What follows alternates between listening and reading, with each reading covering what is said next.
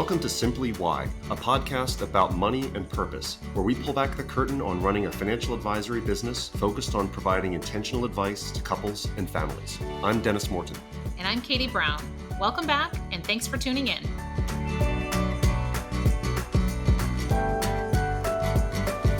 Welcome back to the podcast. Katie, how are you doing? I'm doing fantastic. I'm excited to be back here. We've been talking about this for a while and love to jump back in. I know, and we're celebrating our 5-year anniversary, so it's been a great time in the last week just to do some reflecting, think about where we've been, where we're going.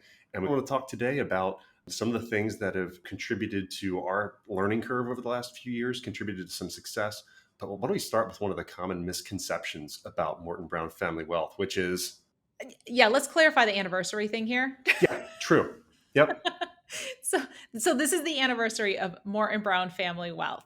And just to clarify, Dennis and I are not spouses. We are not siblings. We did not inherit this business from our fathers. This is something where we had the privilege to be able to work together previously before launching Morton Brown. And we figured out we have a pretty good working relationship. Let's see what happens when we take this thing and make it our own. We're married, just not to each other. And we bring some of that insight from relationships that we have, from the relationships that we observe in our clients. Really, it's been something where we watch the dynamic between couples. And more we've realized this is something that deserves our attention, that there's a dynamic, there's a way that people partner in things, there's a language that they use, an awareness that they have that's really maybe a blind spot when it comes to finances, right? Yes. Let's flash back to when you and I first started working together. Mm-hmm. We took some personality assessments. There's the DISC and the Colby and the Strengths Finder and a lot of those things. We took one of those early on, and the results were a little bit interesting, so to speak. When we took the initial Colby A assessment, where it went towards your instincts and kind of how you naturally act on things, we came up pretty similar, didn't we? We did. I think that was, in some respects, kind of surprising because I think we recognized some differences within us and how we do work. But I think the alignment came in those instincts and visionary alignment. And so it was interesting how we looked very similar on paper in the Colby assessment. But then when we matched them up, I think that's where the fascinating part was. When we matched them up, what was the output? Do you remember some of the language that was put in there? Yeah, so one of the factors inside the Colby assessment is the implementer, someone who can build things. And Katie and I were so low on the implementer scores, we were really consistent. The readout said, don't ever build anything together. That's okay. So of course, we then partnered and went on to build a business. But I think that the thing was, we were both very meticulous in planning and organizing. It was our first step towards self-awareness. For me, who am I coming into this potential partnership? For you, who am I coming into this potential partnership? And how do we work well together? How are we complementary? And how do we communicate with each other? So I always credit that with like that initial dose of reality to say, who are we coming into this? There was a lot of humility in that readout, and you're exactly right. I think we both were like a 3 on implementer. And a lot of our personality was to put the processes together, was to figure out the vision, the longer term vision, but then to put the pieces in place, that's where we struggled a little bit. So there was a lot of humility that came out of that. Mm-hmm. I think we were very fortunate, though, in that at that time when we took that initial behavioral assessment, we were gathering tons of information. We were learning from so many other people within our industry who does what and how do they do it and how do they accomplish things. And so I think at the time we had a very strong thirst for knowledge. And then to couple that with what can we deliver on it and where do we need help? I think that paired very well. I think you need some of those outside sources. We're kind of discerning our path and our careers, and you have to think expansively about what's possible. And it gave us something to talk about that was more than just the work we were doing that day to day. I remember we would come in and out of client meetings and be able to talk big picture about long-term stuff. And I think in any good partnership or any relationship, you need to have those things that keep you thinking yards down the field. Mm-hmm. and what might be possible there. I agree. Just to stick with the personality assessments, the behavioral assessments that we took at the time. And I think we both latched onto those and we've taken a handful of them over the years. What were some of the readouts from the other ones, and how do you think that has played into where we are right now as well? Oh, well, the other one that we did was the DISC assessment, and this was one that was given to us by our coach. Again, we were coming on board, and he wanted to get to know us, and he said, "I need you if you're going to work with me, you have to take this DISC assessment." So it's the Talent Insights assessment, and it's more of where your natural talents are instead of your instincts. And frankly, my readout is something short of Attila the Hun. And we share these when we hire a new team member. We'll give them a DISC assessment. We'll also share ours with them, but it's a warts and all approach to things. And I think the interesting part was when we both read ours and we were like, oh my gosh, this is kind of interesting because it hits the spot on many things. As similar as we were with the Colby, we were polar opposite on this one. Yes. I came in things like I tend to be more introverted. You tend to be more extroverted. I tend to be more dominant in a conversation. You're more a peacemaker. It just, I thought it was interesting how suddenly we were like 12 and 6 on the dial. Yes. As you mentioned with the Colby, that's the instinct. With the disc, that's more of the behavior. Hmm. We found a lot of alignment in our beliefs around the business, our beliefs around delivering value to clients and how we serve clients and how we serve families. But our process in getting to that point is different. And I think that's where those behavior differences come in and where they're very complementary. And when we think about a partnership, those are some of the indicators of success, the alignment in the vision and what you want to accomplish, but then the complementary skill sets to get to that point. I think in a lot of respects, we're very fortunate. We just kind of landed in those places. It was not necessarily planned, but I think in reflection, it's easier to see. How do you think about the pairing of our skill sets? I think it's helpful that we have a good balance between the strategic and the tactical. I tend to be someone who's looking out over the next hill. I'm not really good with the day-to-day task oriented thing, but I think you get more energy off of that. Even your lists have lists. Like you like going in and ticking off those things. And I think that kind of balance is good. But I also think it's been very helpful to understand how to communicate. And that's, again, coming back to that awareness. What are the ways to speak with you that's going to be the most effective and responsive? Like giving you time, quiet time to not interrupt and dedicate. I've learned that to be really important over time. Mhm. But I also think we create time for the strategic stuff too. Like we just had it this morning. Every couple of weeks, we'd break off, sit down for about 90 minutes, and talk about the big things that we're tackling as a firm and as leaders and with the markets and our clients and everything else. And that strategic time, which we've been doing now for almost 6 years, has been, I think, a really formative thing that we speak the same language about the big picture stuff.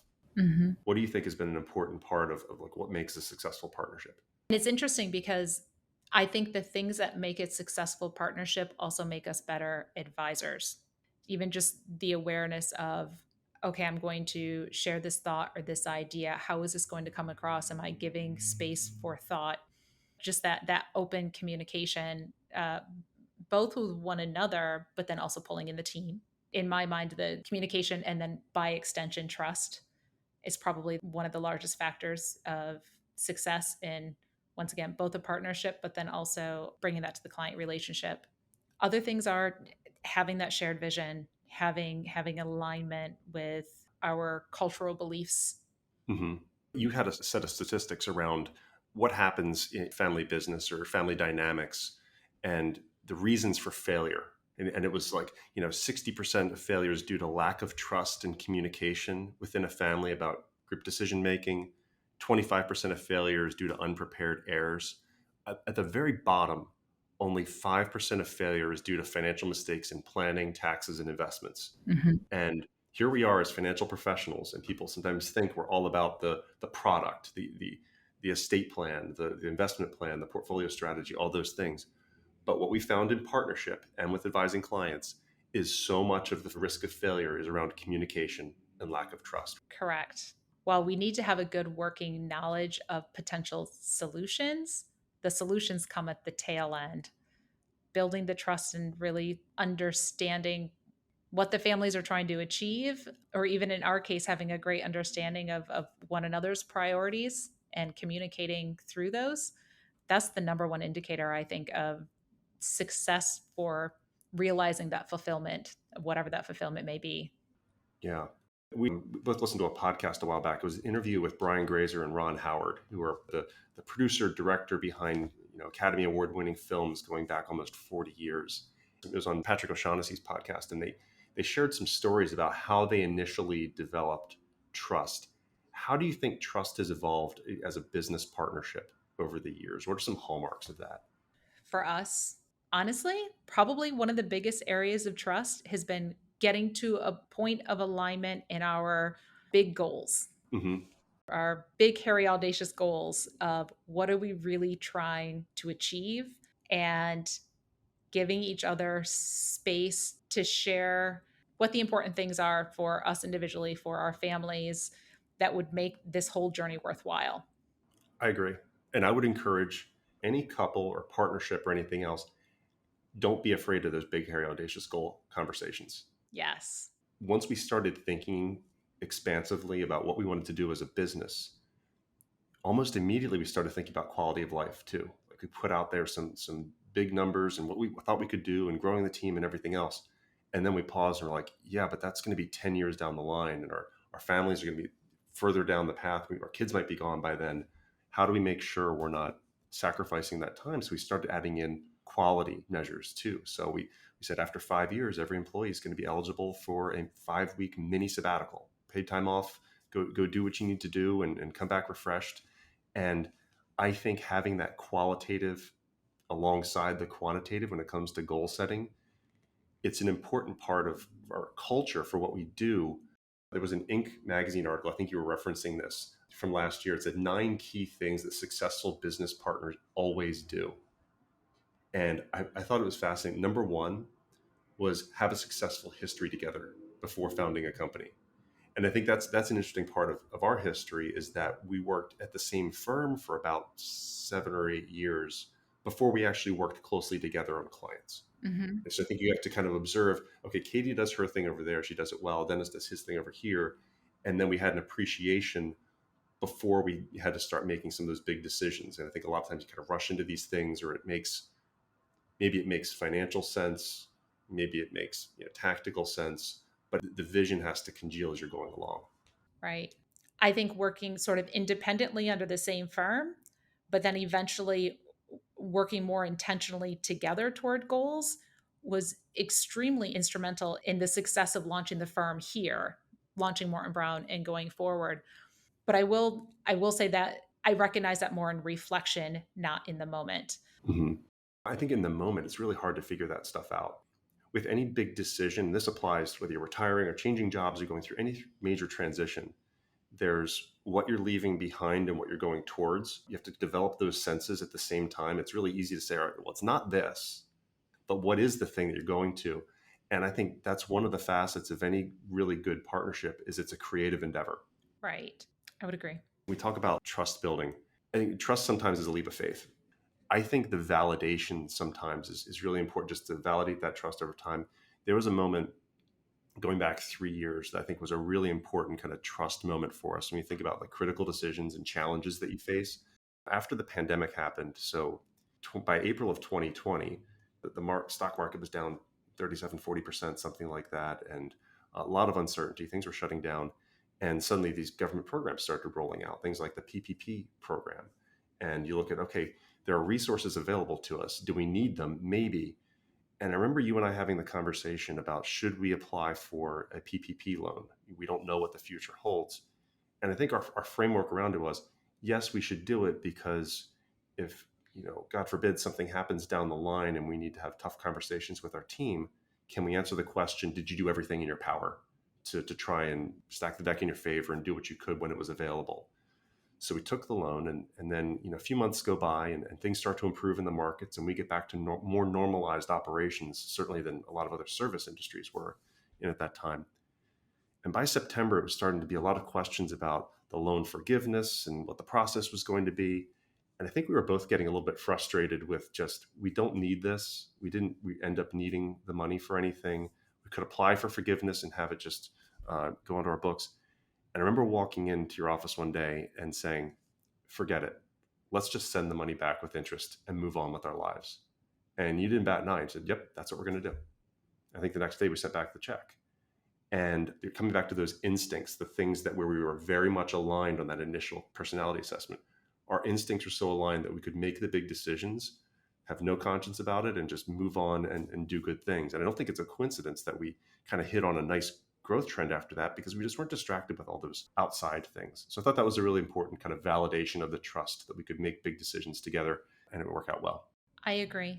I think it was. And I think that we did have a lot of alignment, both in the rationale, the reasoning for applying for the PPP in the first place. And it very much came down to it's not just our personal livelihoods, our personal families, it's that of our employees too. And for those of you listening that don't know, the way a firm like ours is typically structured is that a lot of our revenue is tied directly to market performance. And so when you see significant reductions in market performance, I don't want to say alarm bells because I think very rarely we have alarm bells go off in our firm. And I'm very proud of that. I think we typically keep a pretty calm environment. But you do start to question, we had never gone through a pandemic before. We'd never seen an economic shutdown. We didn't know how far or deep that was going to go. So I think that we took that loan for all the right reasons, but then we were also very aligned in the way that we think about our potential for success, and also the way that we think about the true intention of those dollars. I think there are any number of reasons to apply for the loan, to keep the loan, to request forgiveness for the loan. And I think there are any number of reasons to be very comfortable and confident with securing that money for you and your business. So this is not a reflection of what I think about anybody else and what they did with the PPP funding. But for us, I think we both looked up and said, we are on solid footing. We don't need this. And in a lot of respects, in our mind, those dollars are not intended for us. But I also think it was a good test of our trust for one another. And I think that's good for any partnership because that helps to bring future clarity to other things that might pop up. Mm-hmm. Kind of another extension example of that is all of the ERTC funding that came out. And we had a short conversation with our accountant when he said, all right, you might want to apply for this. There might be some funding out there. And both of us very quickly said, nope, we're good. That's fine. We feel very comfortable in the financial stability of our firm as it is, and we don't need to apply for that. I agree with you. There's a muscle building that happens with challenging conversations. We see that in other relationships as well, in our client relationships. Is the longer things go untalked about, you're not building that muscle to have those critical conversations when the time comes. Along those lines, for you, what are the most challenging conversations to have in a partnership, or what's the most challenging topic? I think any type of topic that gets at how is this going to personally affect the individual livelihood or family of the other across the table? Mm, Whether it comes down to the division of labor and where that might bleed over, or to how we are distributing profits or spending our money or reinvesting. Once again, like our clients, you're going to have those base expenses and everything else, but then there's usually a pool where you are very intentional about, okay, what do we want to support? What do we want to reinvest in? What do we want distributed out in some form or fashion? Once you kind of make that leap into what does that mean for one another, I think that can get more sensitive.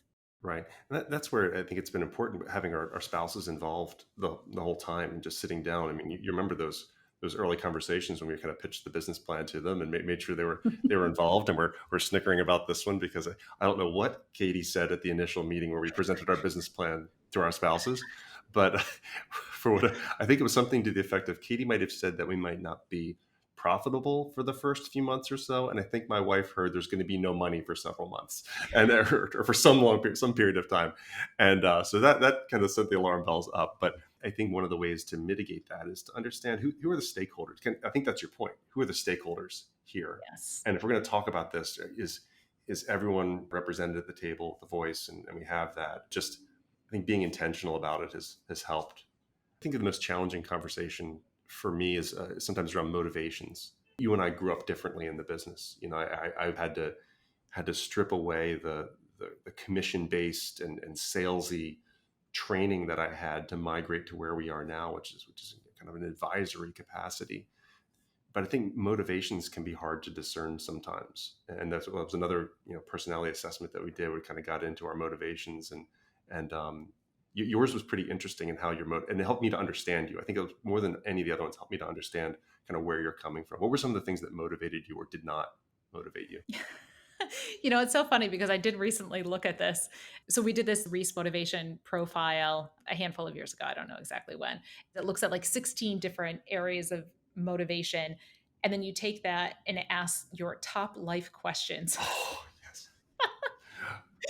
So Dennis, it cracks me up because your your second life question makes all the sense in the world to me. Your second question is, what is my vision for the future? Oh, yeah. Big picture. And that is a huge strength that you bring to this partnership is looking out and helping to create that vision for the future and that strategy and it's exciting. Your first question was, do you remember what it was? Go ahead. You can share. Okay. Can I skip this meal? Uh huh. Like, okay, I'm on a roll here. I don't think I really need to eat. Can I just skip this? Yeah. That Yeah. cracked Which me up. is so true. I'll get to 2 o'clock in the afternoon and be like, you know what? I haven't eaten anything yet today. That's kind of wild. Yeah. Yeah. I don't know if that's an army thing or what, but yeah, it was like, can I skip a meal? And another one that kind of is in contrast to get to your top one. Was your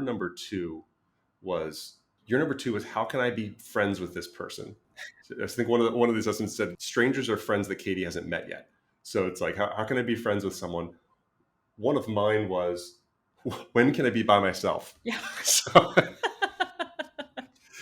there's a reason why my office is all the way in the back and Katie's is up where everyone else is. So it just there's just inclinations, and I think what it tells us is that we're coming to this from a couple different places. There's a strength in motivation, but that understanding has helped me to get you better, at least a little bit. And your number one was, do you remember what your number one was?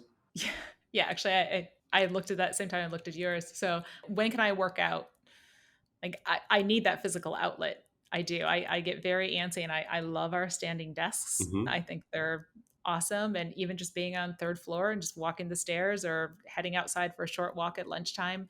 My husband knows, Deke knows, if I'm frustrated about something, sometimes he just has to pause for a minute, be like, Katie, go for a run, and then we'll come back and talk. Hmm.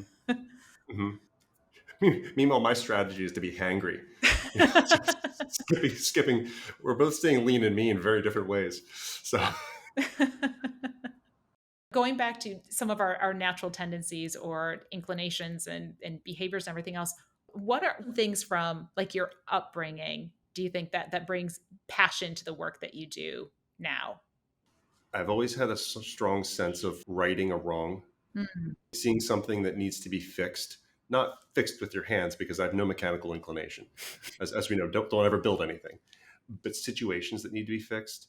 And when I came into the financial industry, I thought I would be solving things for my clients. And then the more I got visibility on how the industry worked, I realized that I'm really trying to do my part to fix the industry, that it wasn't always about the clients. And that's where I've used this term zeal of a convert. That's where suddenly I caught fire and really started immersing myself in how to run a good business, how to be a good advisor, because I saw how much the industry was not aligned toward our clients and was sometimes in some cases harming. And I wanted to fix it. And I think like you and I found a sympathetic ear as you and I talked more and more about that potential. And I think I can follow that thread through my life. And I'm proud of that. Our firm is designed in that way. And there's a little bit of a rebellious streak to it. And I like that. Yeah. And that makes a lot of sense, I think, from the assessments. That the way that I read some of yours is the desire to be a leader, be a visionary, but also have I don't know what the right word here is. It's not vengeance, although but I'm Oh, sorry. oh boy, here comes Attila the Hun again. So No, but to be bold and be like, there's a better way to do things and there's a better way to serve people and not that we have all the right answers, but to raise that bar and that expectation for what clients expect of their advisors. interesting, interesting. What about you? What's a thread that you can follow from upbringing to now that would give you an indication that you would be successful at this? I mean, I think maybe a couple of different ones, and maybe at some point we spend a little more focus on this, but having parents as small business owners and seeing what goes into running a business, and how they divided the labor and the things that they expected from it, but also witnessing some of the struggles. My parents struggled financially, but always provided and always saved. And I think there were certain things that were just rooted in me from childhood to, save money, work hard, don't expect anything from anybody, but yet you have the opportunity to create something and to make what you want to make of your career and your life. I think a lot of those things have pulled forward for me. What's the best team you were ever on? Hmm. Could be sports or otherwise. Maybe my college rugby team. Nice. Yeah. What made it work? For anybody that's played rugby or knows rugby, it is a very unique sport in that it's very rough, it's intense, it's physical. You work really hard and then you celebrate with one another.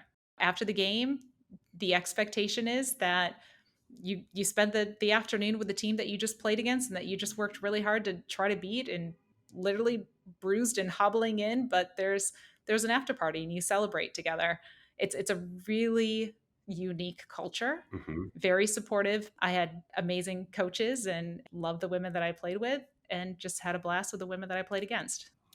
I think you bring up an important point there. There's a lot to be said for celebrating. From the beginning, we have a little bell in our Yeah. office. Every time a new household would join our community, hear the bell ring. It's just that little reminder that, like, hey, it's worth celebrating here. And I think that's an important part of it. Otherwise, everyone just kind of takes their ball and goes home at the end of every day. And it doesn't compound the joy, I don't think. Agreed. One of my favorite examples of partnership is actually not from sports. It's not from business. I love the idea of a rock band. I think there's something in the chemistry of a musical endeavor that is really challenging. You see bands that have stuck together for a long time. Like Aerosmith just announced their farewell tour next year, so they're going to be Oh, bands that stay together for a really long time. There's a chemistry. Everyone brings something different. The drummer's not trying to be the guitar player. Everyone's bringing something different to the table. So I'm going to ask you this: all time, who is your favorite duo in musical history? I mean, you've got some options here. You could go Sonny and Cher. You could go Hall and Oates. You could go anywhere with the Black Keys, the White Stripes, and there's a lot out there. Who's your favorite musical duo and why? okay. It's funny that you asked me this, because I feel like this is an area maybe you don't know me well enough yet. Good. That's where we were trying to go today. We're mining deep now. Okay, I love Black Keys. I love White Stripes, and actually, I probably would. Funny that you say that. I was listening to White Stripes this morning on the way into work. There you go. Yeah, big Jack White fan. Um, but I was gonna say, I don't think you know me well enough, because I am horrible at naming bands or singers or names of songs on the spot. But I'll sing along to anything. Oh, okay. Probably not with the right words. I recognize it all, but I am awful at thinking of the names on the spot. Oh, man. I got to say, I'm a huge Tears for Fears fan. Oh, that's good. Like, so if you're ever looking for an 80s pop duo, Songs from the Big Chair, I think is 40 years old now. So that's Yeah. just some classic stuff. But there's a quote from Keith Richards that I love, which is, "There's no substitute for live work to keep a band together." The Stones have been doing it for 60 years. And I think if you're to translate that to a business partnership or any other relationship, you got to be out there living. Like, a band on the road is a band that's functioning. Mhm. A band that's sitting at home, infighting, to just getting at each other, it doesn't work. There's certain elements of what we do that could be considered the live work. Like this. This is live work. Right. Doing creative things, doing things that require chemistry. What's your example of live work that you do? How do you go out there and do your thing to the best of your ability together? And I think it keeps things vital. Yes. Yeah, I think that's a really good example. I think that makes a lot of sense. So a lot of these conversations that we have are striking the balance between financial advisors and advisor owners. There's just a different side of the brain that's worked when you're both an entrepreneur running a business, making important strategic decisions, and turning around and being a client-facing advisor, helping families, couples, spouses to navigate their financial plans. So what we're hoping to do is kind of pull back the curtain on the way that we lead and run a business, and how it translates into us being effective advisors and just hopefully good observers of the situations that we see and the work that we do. Thanks for tuning in to this episode of Simply Why, a podcast about money and purpose. We hope you enjoyed getting to know us, how we approach leading a financial advisory practice, and the work we do every day to help families and couples make important financial decisions. Morton Brown Family Wealth is an SEC-registered investment advisor. This podcast is designed for educational and informational purposes and not intended as investment advice. More information can be found at www.mortonbrownfw.com.